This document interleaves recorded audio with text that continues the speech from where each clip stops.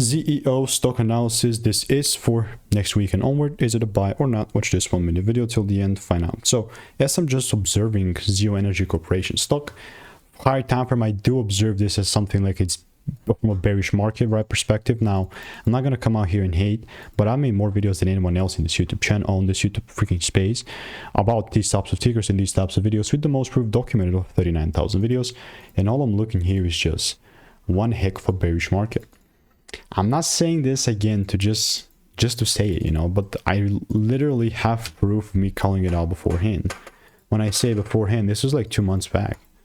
I mean, you see, that's all I'm trying to say here. So it's obviously not financial advice. It did manage to kind of quite pump, but also kind of came down 78.5%. I'm saying that if there's like a one more shift and a double break, I'm still going to look to further take things down. Obviously not financial advice. And if you want to make more money trading in a simple, lean way, then just click the first link in the description. It's a free newsletter.